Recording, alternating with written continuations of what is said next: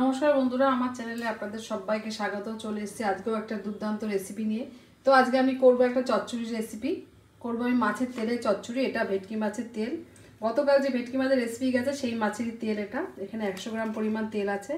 এই ভেটকি মাছের তেলে চচ্চড়ি করতে কি কি লাগছে একবার দেখে নিই। নিয়েছি আমি কুচো করে নেওয়া পেঁয়াজ, টমেটো কুচি, লঙ্কা কুচি, রসুন কুচি, আদা কুচি, একটু বেগুন কুচি, ডুমো ডুমো কেটে নিয়েছি, আলু আর মাছের তেল তো অবশ্যই লাগছে।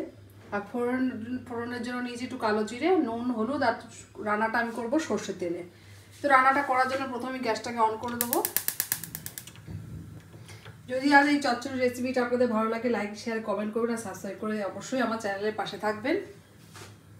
কমেন্টের মাধ্যমে জানাবেন যে রেসিপিগুলো কেমন লাগছে। আর এইরকম একটা চচ্চড়ি রেসিপি যদি দুপুরবেলা খাওয়ার পাতে থাকে, দেখবেন আর কোনো সবজি আর লাগবে না, এটা দিয়েই সব ভাত খাওয়া যাবে। দুর্দান্ত খেতে হয় এটা। তো চচ্চড়িটা করার আগে আমি মাছে একটু এই যে তেলটা ভালো করে ধুয়ে পরিষ্কার করে নিয়েছি, এতে একটু নুন হলুদ হালকা করে মাখিয়ে নেব। আমি এখানে ভেটকি মাছের তেল নিয়েছি, এটা আপনারা রুই মাছ বা কাতলা মাছের তেল দিয়েও এটা করতে পারেন, দুর্দান্ত খেতে হয় কিন্তু। নুন হলুদ তো মাখিয়ে নিলাম। এবার গ্যাসটাকে অন করে কড়াইটা গরম হয়ে গেছে, এবার তেল দিয়ে দেবো। যেহেতু মাছের তেল থেকে একটু তেল ছাড়বে, সেই জন্য আমি তেল খুব বেশি দেবো না। তেলটাকে খুব ভালো করে গরম করে প্রথমে তেলের উপরে একটু কালো জিরে দিয়ে দেবো। কালো জিরেটা একটু ভাজা ভাজা হলে প্রথমে আমি পেঁয়াজ কুচিটা দিয়ে দেবো।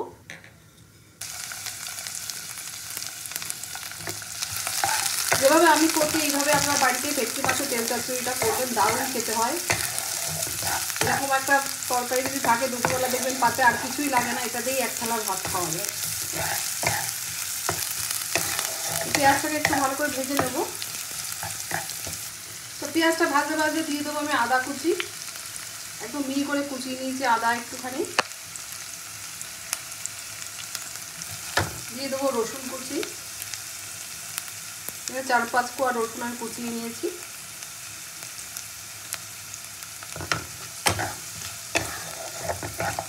এবার আমি দেবো টমেটো কুচি।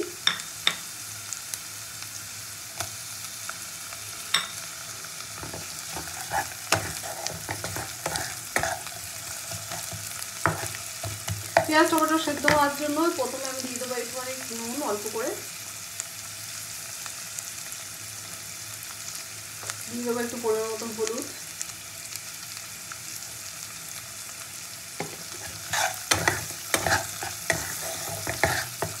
এবার আমি দিয়ে দেবো কাঁচা লঙ্কার কুচিটা। ঝাল আপনারা যে এরকম খাবেন সেই পরিমাণে ঝাল দেবেন।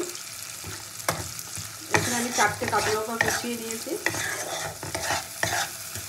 এবার আমি মাছের তেলটা নুন হলুদ মাখিয়ে দিয়েছিলাম, মাছের তেলটা দিয়ে ভাজবো পেঁয়াজের সাথে।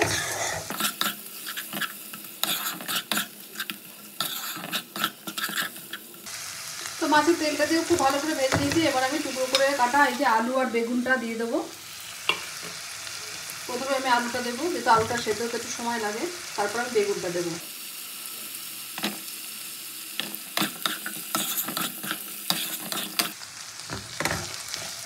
আলুটা দেওয়ার পরে একটু নাড়াচাড়া করে আমি এটাকে একটু ঢেকে দেবো, যাতে আলুটা তাড়াতাড়ি সেদ্ধ হয়ে যায়। 2 মিনিটের জন্য আমি ঢাকা দিয়ে দেবো। তারপর আমি লাস্টে বেগুনটা দেবো। তবে হালকা করে দেখে নেবো আলুটা কেমন সেদ্ধ হলো, ভাজা হলো।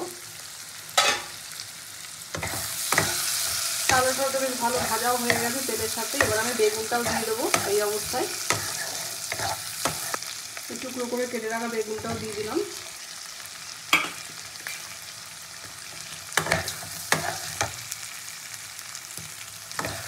তো বেগুনটা দিয়েও খুব ভালো করে নাড়াচাড়া করে আবারও আমি ঢেকে দিয়ে দেবো। ঢাকা দিয়ে করলে কিন্তু তরকারিটা খেতেও স্বাদ হবে। একটু নাড়াচাড়া করে আমি আবার ঢাকা দিয়ে দেবো। তো এবার আমি 5 মিনিটের জন্য ঢাকা দেবো। তো ঢাকাটা খুলে একটু দেখে নেবো আমি। বেগুনটাও নরম হয়ে এসছে প্রায়।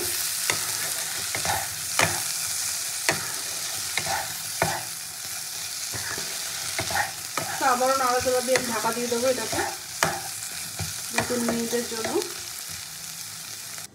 তো ঢাকা চাপা দিয়ে আমি বেগুনটাও খুব সুন্দর সেদ্ধ করে নিয়েছি এবং বেগুনটাও একদম গলে গেছে। আলুটাও খুব ভালো সেদ্ধ হয়ে গেছে। সব তরকারি কিন্তু খুব সুন্দরভাবে মিশে গেছে।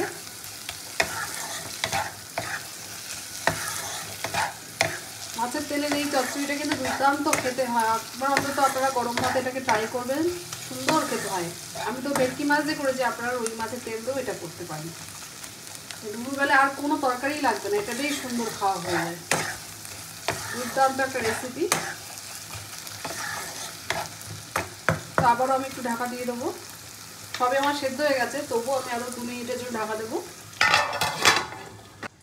তো ঢাকা চাপা দিয়ে মাছের তেল চচ্চড়ি, ভেটকি মাছের তেল চচ্চড়িটা কিন্তু আমি একদম রেডি করে নিয়েছি। আমার একদম রেডি, আর কিছু দেওয়ারও নেই। নুনটাও আমি চেক করে নিয়েছি, দেখুন তেল ছেড়েছে কত মাছের তেলের থেকে। তো এবার আমি একটা প্লেটে সার্ভ করে নেবো। আর সবজিগুলো খুব ভালো করে সেদ্ধ হয়ে গেছে। দুর্দান্ত একটা রেসিপি, আপনারা কিন্তু অবশ্যই এটা একবার বাড়িতে ট্রাই করবেন এবং গরম ভাত এতেই সুন্দর খাওয়া হয়ে যাবে। এবার একটা এরকম প্লেটে আমি সুন্দরভাবে এটাকে সার্ভ করে নেবো।